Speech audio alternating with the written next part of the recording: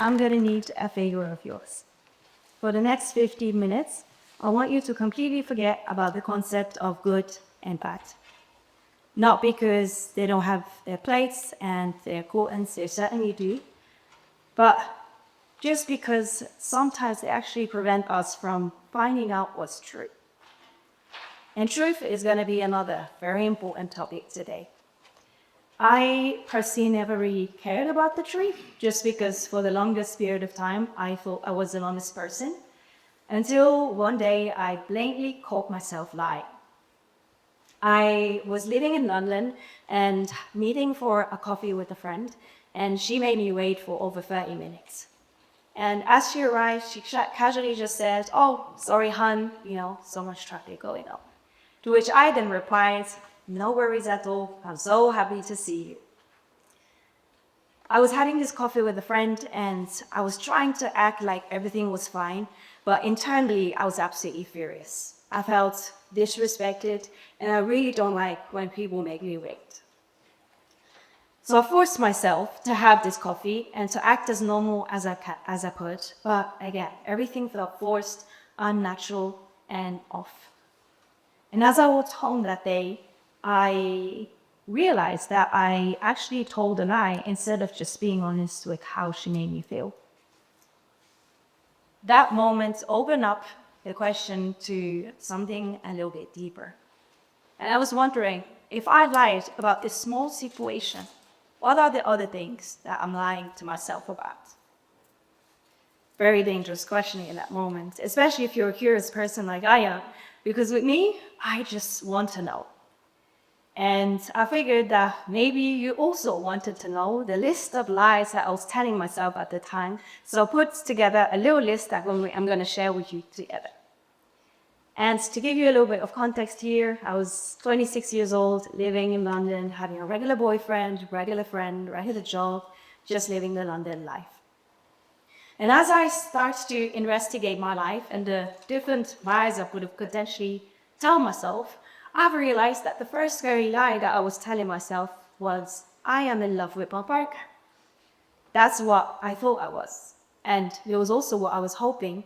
But investigating into it, I've realized I was in a very toxic relationship that was actually making the both of us very miserable. And the only reason why I was staying in this relationship was for comfort and because I didn't want to be alone. Second big lie I was telling myself is, I want to keep living in London. And for the people who know me, they know I love to be outside, love nature, I love your pace of life. So what are you doing in London? Another big lie that I was telling myself, that this one was really hard to be honest with and to confess to myself, is I love my dad. The truth is, I wanted to love my dad, but I grew up in an emotionally unstable and abusive environment with an alcoholic father whose behavior and addiction did hurt me a lot. So after the fact that I started to become more and more comfortable with myself, I actually realized I hate this life. And then the last big lie that I was telling myself was I was trying to convince myself that the job that I was doing fulfills me. So now I have all of these realizations, and this is where I want to take you back to this whole concept of good and bad. If I would stop at this concept, I would have never been able to come to all of these realizations which potentially would harm and actually make my life way harder than what it should be. And the concept of good and bad prevents us sometimes from simply finding out what's true. Because truth is not necessarily good or not necessarily bad. So now that I had all of these realizations, I had to do something with it. If I was to be honest, I basically would have had to leave my boyfriend, quit my job, move back to Switzerland, and start healing my relationship with my father. And of course, Olivia being Olivia, that's exactly what I did. So the only reason you see me on stage today is because I set up this plan. And now that I'm here and that my life is so much different than how it used to look and feel back in London, and that I'm way more comfortable with my own emotions, all of my emotions, I was thinking back to what holds us back and prevents us from actually seeing the truth. And sometimes seeing the truth is the only way for us to change our life for the better. And the answer that I found, and the only thing that actually held me back this whole entire time, was my emotions. I had to be honest with myself. I opened myself up to loads of different emotions, and not necessarily positive ones, but very negative and heavy ones. The fact that I realized that I wasn't in love with my partner would create obviously a lot of sadness, even guilt for making someone else feel sad and bad. I would feel doubtful and scared because am I ever going to find another boyfriend ever again? Leaving London would arise loads of emotions like hopelessness, fears, insecurity. What am I going to do with my life? Where else am I going to live? The fact that I had to sit with the anger, the hatred that I was feeling towards my dad were all very uncomfortable emotions that most of us are very scared to. And then obviously I had to breathe. The fact that as a little girl I wasn't able to have the father that I needed. And maybe even find the empathy and understanding the capacity that we had as human beings to hurt, harm, and sometimes even abuse each other. What I want you to understand and see here is that all of these emotions are the only things that were holding me back from stepping into changing my life. And the moment I started to allow these emotions unfold is also the moment that things started to change. And this concept of emotion became so important to me that I am now helping other people to understand themselves. And usually I've realized that it's not the problem. The problem is not that the problem isn't the fact that we are scared of emotion. It's more the relationship that we have towards our emotions. Most of us have a very conditional relationship to our emotions. We love to feel love. We love to feel joy and happiness and excitement and all of these amazing emotions that make us feel good about ourselves.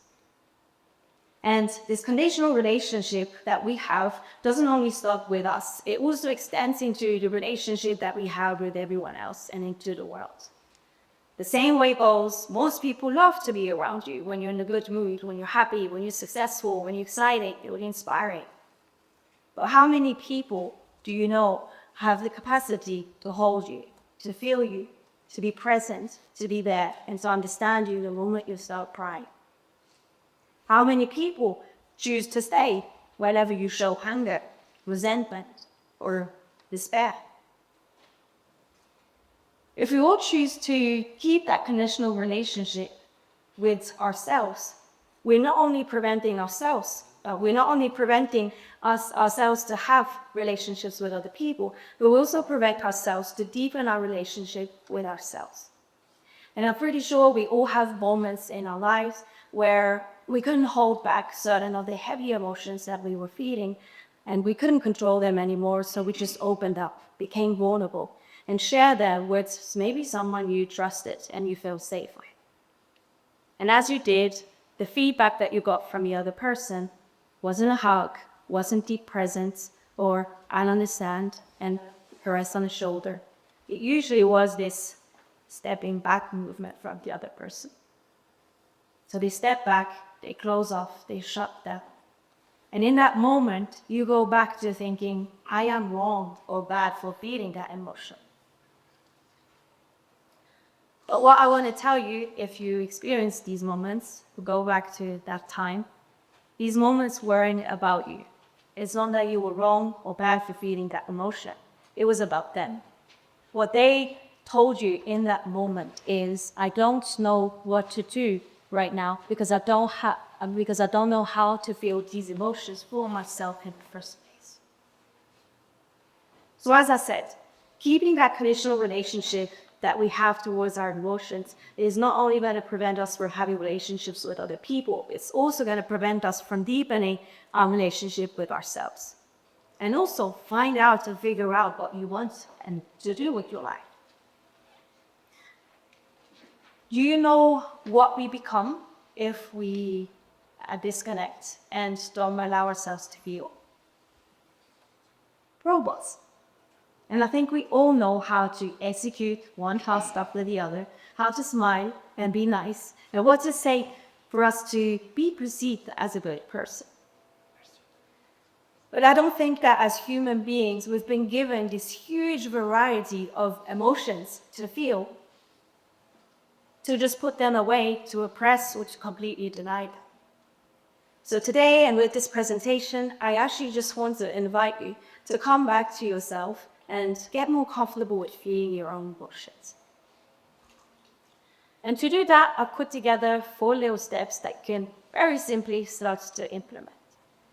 The first one is take your time.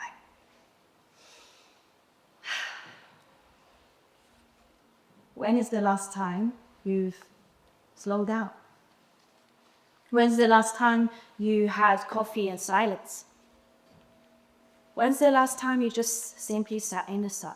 Or maybe even held on to someone a little bit longer when you gave someone a hug?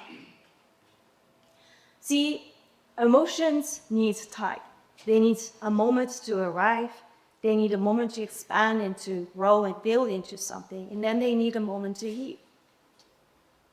And usually they never arrive alone. It's never just anger that happens.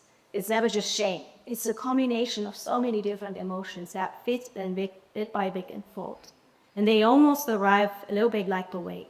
They start pretty slow in very subtle ways. And if you allow them to happen, they start to build up into something really intense. Sometimes, especially anger, for example, really feels like it's going to take over you and consume you. But that emotion as well will start to pass and then to fade away. And it's going to leave you with simple message that's going to teach you something a little bit more, a little bit deeper about yourself. The second point is tune into your body. All of our emotions happen in your body. So you need to allow yourself to tune into the different sensations that you have. Obviously, before coming up on stage, my hands were sweaty. I could feel my heart beating really fast. All of these are very interesting information that teach you about what is going on and certain emotions that you feel. And as a little child, you didn't have to control any of your emotions. If you were sad, you would cry. If you was angry, you would allow yourself to be upset, maybe throw something around. If you didn't like someone, you would tell them. The same way, if you love someone, you would just go to them and just tell them how you feel. So we just got really good with time at controlling our emotions and at filtering our emotions through based on what is good and acceptable and what I should repress, forget, and put aside, or even maybe feel shame. Third point is don't hold back. I don't think I know a single human being who doesn't want to be hugged, or a single human being who doesn't need to be supported and encouraged for the small or the big things they're trying to do. I don't know a single human being who doesn't want to be loved and appreciated for who they are. So knowing that we all have the same needs and desires, don't hold back whenever they arise, and share them with the people around you so they can feel what it feels like to be loved, appreciated, and also not judged in the moments they have the courage to open up and feel vulnerable. And the last one is forget about good and bad. Not in any cases, but obviously in this situation, if you have a judgment of I'm a good person or a bad person for feeling that emotion, you're not allowing yourself to push a little bit deeper to find out what the emotion is about in the first place.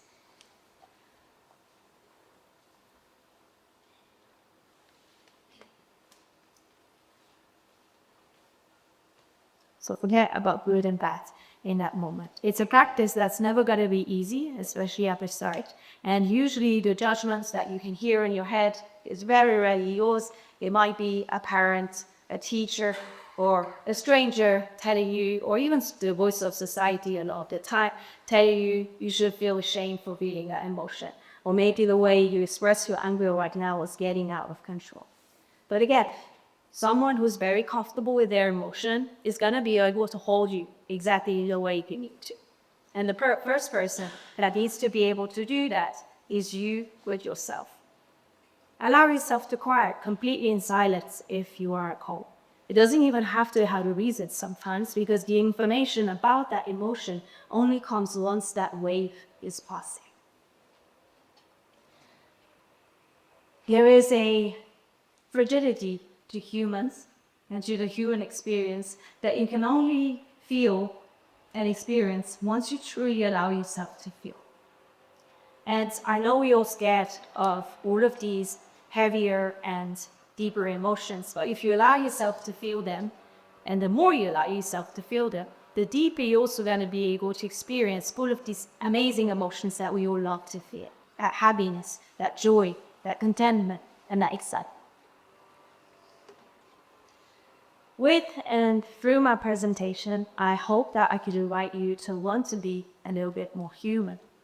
But I also hope that I could help you understand that the path to your emotion is the only path towards a life that you truly want to live.